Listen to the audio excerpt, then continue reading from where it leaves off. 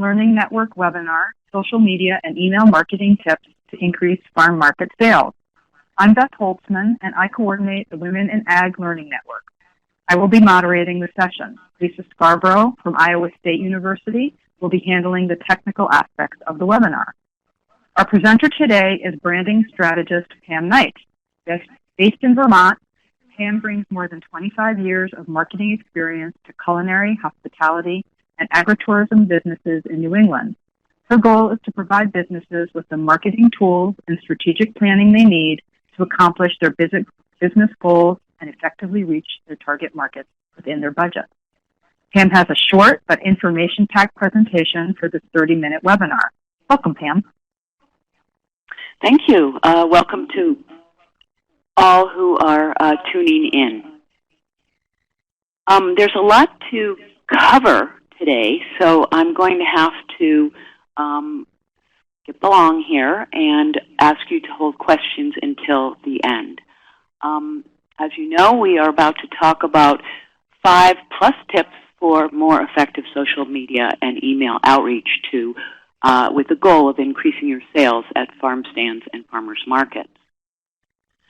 What I'm going to cover today quickly is kind of the why and the purpose of social media. Why are we engaging in this form of marketing? And the importance of consistently branding your business across all platforms. We're going to talk about messaging and posting strategy, the importance of photography. I'll talk about Facebook, email marketing, the importance of building your online community, and leave you with some resources. So why engage in social media, and what is the purpose of this marketing tool?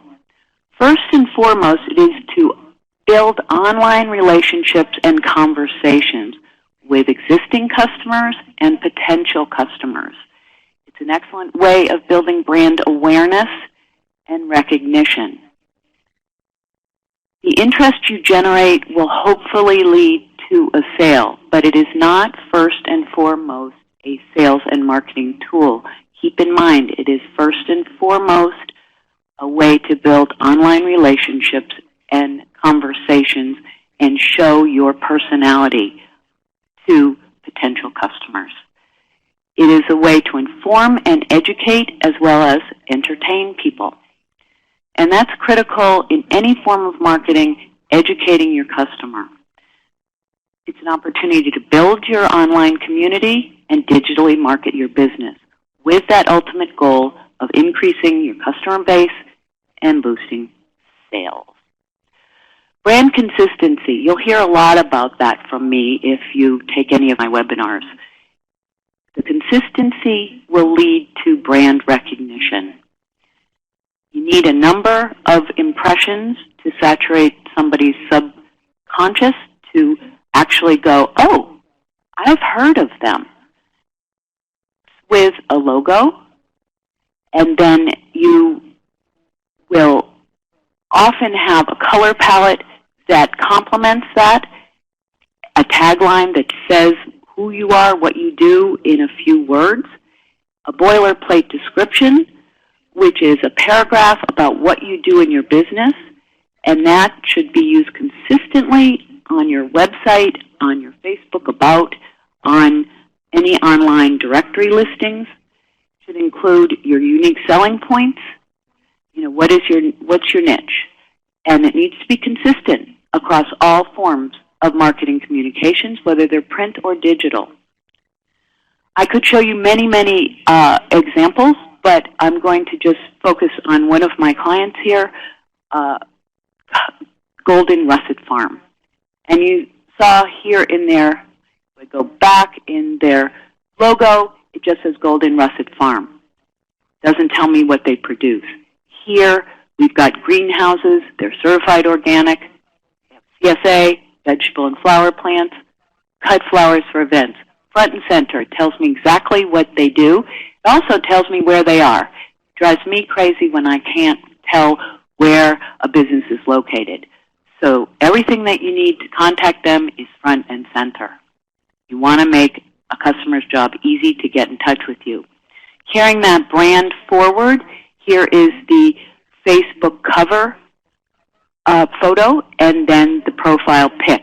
As you can see, if we reduce this logo to the size of a 180 times 180 pixel profile pic here, it would really be hard to recognize. So we've extracted an element from the logo to mark each and every post. Here's an email campaign header. Same general look and feel. Same colors, same logo, same layout, same text. So when somebody receives this, they know it's coming from Golden Russet Farm, which is our goal. So branding your pages, you need to be unique. You need to stand out amongst your competitors. There's so much chaos and noise on the internet these days that you really have to do something to stay front and center. So just think of the number of farms using the same sort of images. A field of workers harvesting crops, a bunch of carrots. It's very hard to distinguish who's who without really branding yourself. So that I encourage you really to put some time and energy into. You want to visually embed your brand into people's mind. You want to sear it in their minds, just like a cattle rancher is going to sear his brand into the hide of his cattle. And that's done by saturation, consistent impressions, frequent, consistent impressions. I use graphic designers to do digital and print design. You're going to get a more professional look, but if you're doing it on your own on a limited budget, you can go to online sources such as Canva for software to do that. But keep in mind, many of those are templates available to the world. So you want to stand out, you want to be different and unique. Okay, messaging and strategy. How am I going to accomplish this? What am I going to say on my Facebook page and across email? I recommend that you develop a week-by-week seasonal production and farm and market activities calendar based on what you've done last year, what you're planning to do this year. Have that mapped out in advance. Take seasonal photos. Build that library. You can go back to it at any time of the year, and if you're waiting for the garlic scapes, that's what's coming next week. You want to promote it. You don't have a picture of them yet.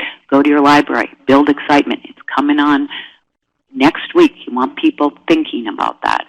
You want to share links to articles about foods you grow and sell, new varieties that are on the horizon, food trends, crazy or, healthy. Healthy eating tips, sustainable marketing, farming, and people love recipes. You want to show people how to use your product for them to feel comfortable with something a little bit new and different possibly, and things they use every day. I would recommend having a recipe page on your website, giving just a teaser on Facebook, a picture of the product you sell, and then the finished product, and a link to the recipe. Might be on another online source, that's fine, or whole goal is to get them back to your website so they can poke around, hopefully come and purchase the product. You can promote events that are happening in your area that have to do with food preferably, or community building, or something solar, whatever that fits into your whole philosophy on business. And you can introduce your staff. You can show off your farm location and your products. You can create special offers that are specific to Facebook and email. So somebody comes in and says, oh, I saw it on Facebook. And they feel kind of special that this is for them and not just out there for anyone who walks into the farmer's market or the farm stand. Give growing, storage, and cooking tips. These are all to your advantage because they're going to utilize your products better. They're going to get more out of it. They're going to be excited.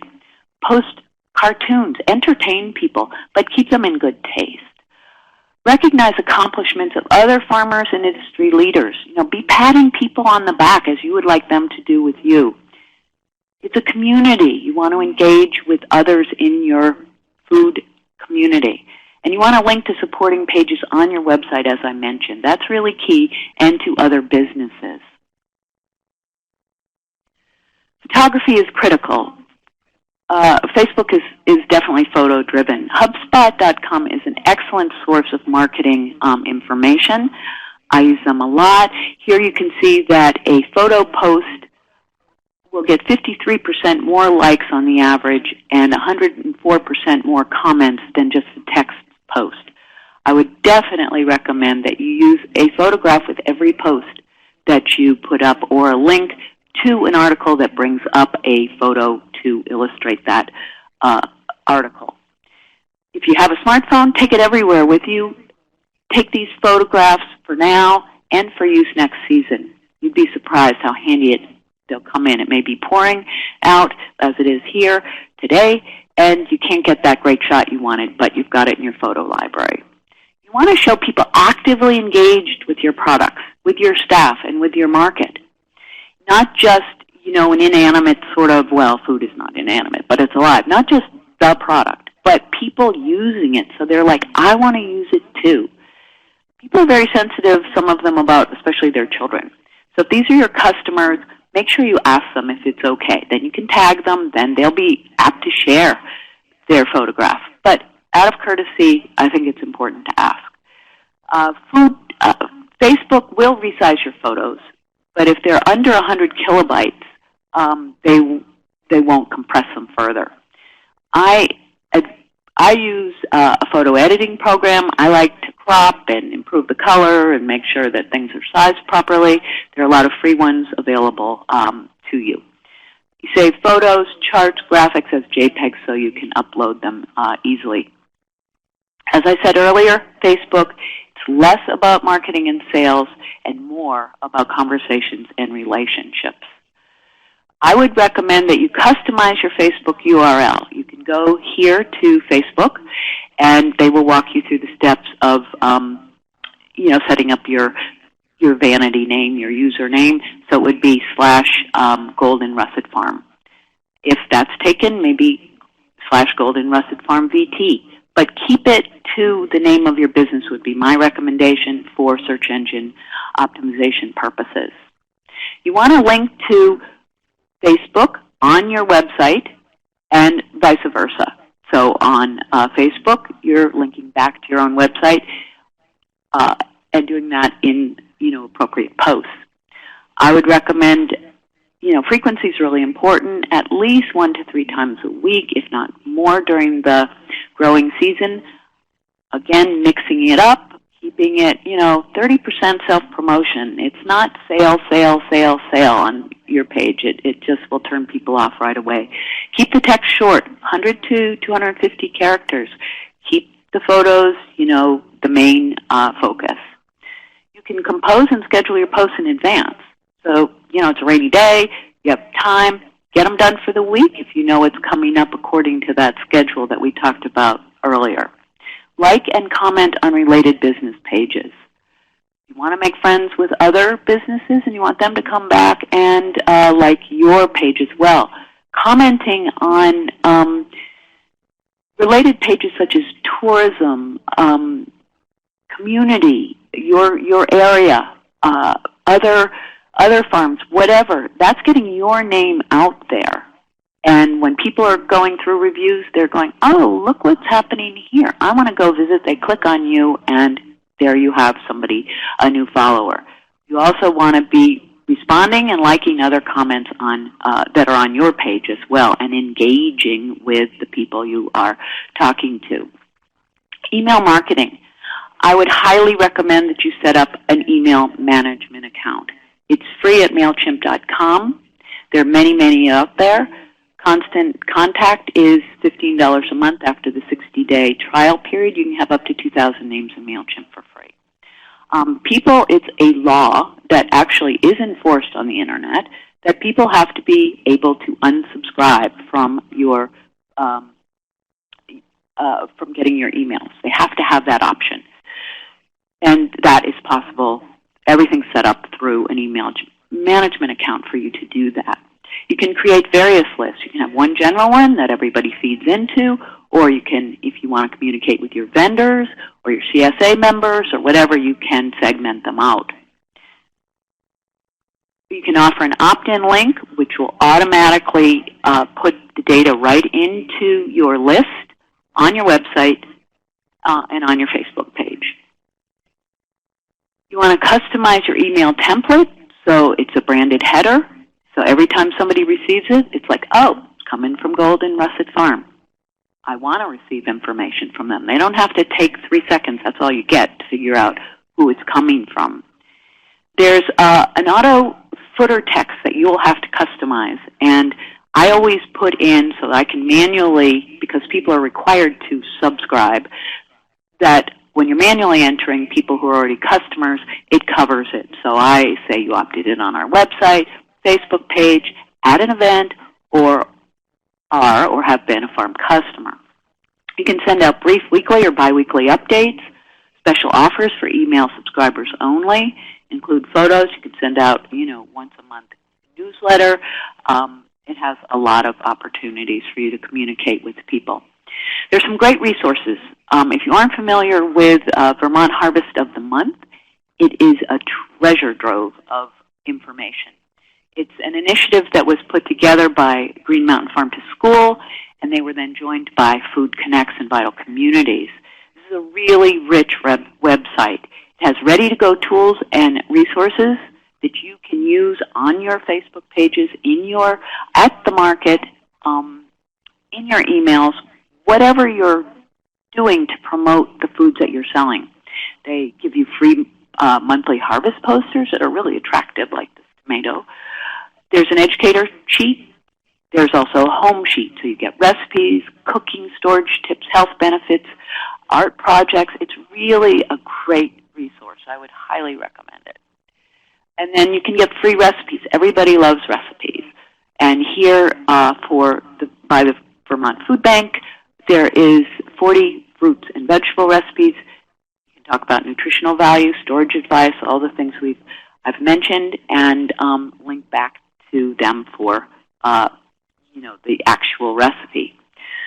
So in summary, it's important for you to develop and establish a solid brand and consistent messaging. That will be of value for you throughout your marketing efforts. And I would highly recommend that you put a lot of thought into that before you engage heavily in online marketing or anything else for that matter. And again, communicate it consistently over all forms of digital and print marketing communications. Make your mark. Establish your brand. Put that identity out there. Own it. Be proud of it. Engage customers by educating and exciting them about your story and your products. This is where you let your personality shine through. The information on your website is more static. It's more factual. But social media lets you get out, your personality and your uniqueness in a different real-time kind of a way. You want to monitor and respond to comments. It's very important to be courteous at all times. You want to like and comment on other food, garden, and tourism-related pages to help engage and build that online community because it needs to go back and forth. It can't be one-sided. You want to stay top of mind. Frequency is key. You need to dedicate specified time to be active on social media because if you don't, somebody else will, for sure. So hopefully these tips are of use to you. And the presentation, I know I've buzzed through it pretty quickly, but all of this is found here on the Women in Ag link and also on my website at pamknights.com. Thank you. Thank you, Pam. That was great. You're welcome. I want to open up for questions. So if folks have any questions, go ahead and enter them in the chat box. If you joined us a little late, you might have noticed that people are entering their email address so we can send them follow-up information, which would include an email that had links to many of the resources that Pam has mentioned, so we can get those to you in a form where it's easy for you to just click and go see them. And also, we'll be asking you to help us with an evaluation, and I'll tell you a little bit more about that later. I can see a bunch of people are starting to type in their questions, but while that's happening, Pam, I'm wondering if you could talk a little bit about if a business is new and it doesn't have a logo yet, how would you recommend branding their Facebook page and or their email template? That's a good question, Beth, because there are people who, have not yet undergone a logo and ID process. I would be consistent with whatever graphic is chosen for the profile pic, and it should be something that relates to the business. And I would be consistent with a photograph, and if possible, if there's signage, if there is something that defines the property that is recognizable, whether it's the people standing by the sign, whether it's the front of the farm stand, the market sign, whatever it is, get in something that identifies the business, the place. And then, as I said, be consistent with the colors, be consistent with the graphics, and so that's, I think, basically where I would start. Could you also talk about the importance of linking back to your own website? Why is that important? The goal of social media really is to encourage people to learn more about your business. And your website is a great source of information. And it is where you can do some more, quote, hard selling. And so the whole idea of embedding a link is to give more information on that page. You want to go back to the page that, if you have a recipe page, then make sure that the address that you provide goes straight, lands right on that page.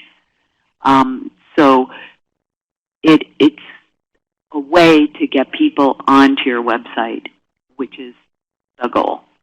Mm-hmm. So Krista asks us, is there a certain time of the day that's better to post on Facebook, Twitter, etc., morning versus evening? Well, there has been a lot of, various research done on that, and, they say Monday morning may not be the best. People are just kind of coming into work and unloading their email boxes, trying to get ready for the week.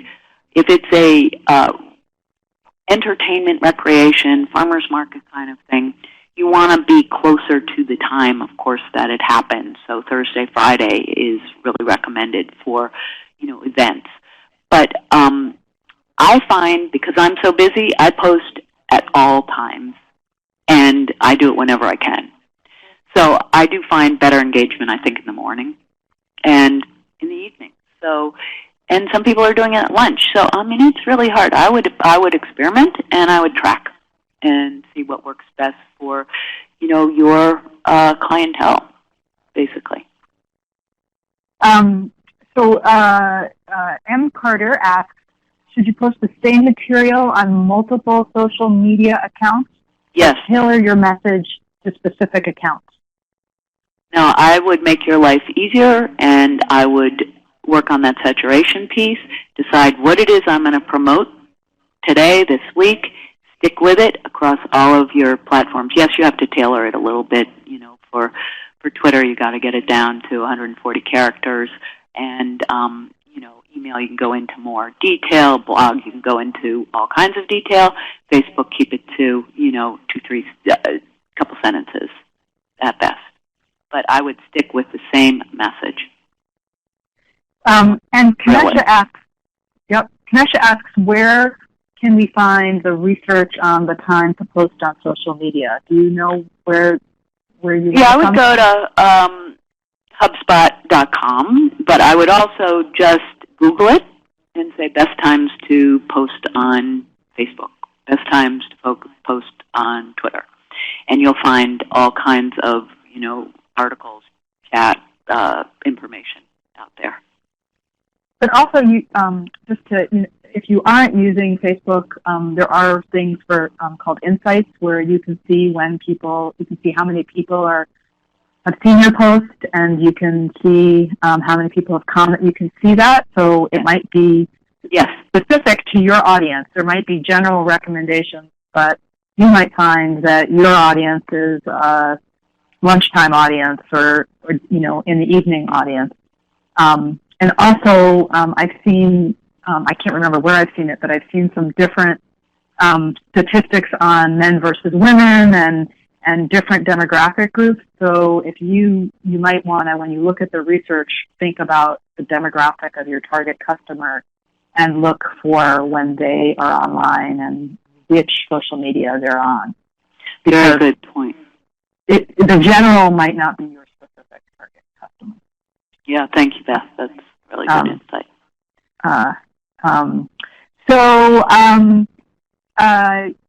Can you talk a little bit more about the importance of using an email management system also? We have just a couple more minutes here. Yeah, I touched on the fact that email is regulated federally, and you can get yourself in a lot of trouble. And I would not recommend sending out any bulk emails from your own email account. Anything over 40 is really pushing it, and you can be classified as a spammer, and you get your email shut down. Don't want to risk that. And if you are sending emails out from your own computer, you want to use blind CC, because people do not appreciate having their email addresses exposed to being harvested by spammers. But email management accounts take care of all of that, and it allows you to brand your outgoing messages, which, other than an auto signature, you really can't do as easily within your own email management, your own email system. There are a lot of ways to share through, it depends though. In MailChimp, if you have the basic free account, you can't use their sharing options. But there are a lot of advantages to managing those email addresses, especially if you have a lot of them off of your own server. And it's a lot. You can get into trouble if you don't give people the option to unsubscribe. And the fines are heavy, and they have been enforced. And I would just also add, one of the great things about the email programs like MailChimp is that you can see who's opened. You can see who's opened your emails and who's clicked on your emails. Right. So you can, through the report function, so you have when you just send from your own email address, you don't really know who's reading it and who's not. And so you can sort of see what's happening, and you can sort of start to test different subject lines and how they work for engaging people. Exactly. Another great thing. Tracking function. Thank you. So Dana and Ellie asked, do you advise posting your Facebook policy in regards to posts that are not family-friendly or not constructive, and how our policy might be to remove requests? I missed the beginning of that question. I'm sorry. Do you advise posting your Facebook policy in regards to posts that are not family-friendly or not constructive, and how our policy might be to remove requests? I'm not exactly sure about the end part of that, but I think it's, I guess, kind of what kinds of posts you might want to have on your page, and how you're gonna respond to things that are inappropriate or not constructive. Right. I mean, if you're concerned about that, you can review posts before they are actually published on your page. So within your settings, you can go in, and you can also remove posts that you find offensive. If you're, especially if you're keeping on top of things, posting your policy, I guess you would do that within the about, but are those people really going to bother to read that? Because if you just post it, then it's going to get dropped way down at the bottom. But maybe, Beth, you have some other thoughts on that? I don't, but I think it's a really interesting question. And yeah. I saw that Dana and Ellie were typing, but I haven't seen the rest of it.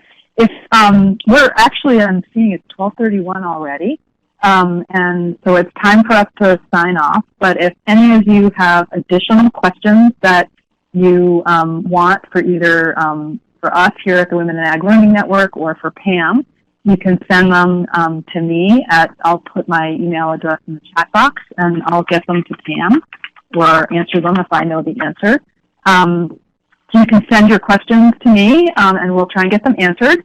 And I'm going to also ask that if all of you, after the webinar, if you could take a few moments to quickly head over to our evaluation form. The Women in Ag Learning Network is a relatively new initiative, and we are seeking feedback from all of you on what's been helpful, what you would like more of in the future, and what kinds of content and formats would work for you. So if you could take it, the survey should take you about 3 to 5 minutes, and it would really help us. And we will, in our follow-up email, also include a link to the survey in case you haven't picked it up right now. So thank you so much, Pam, for this presentation, and thanks to everyone who attended. It was great to have people from all over the country here sharing.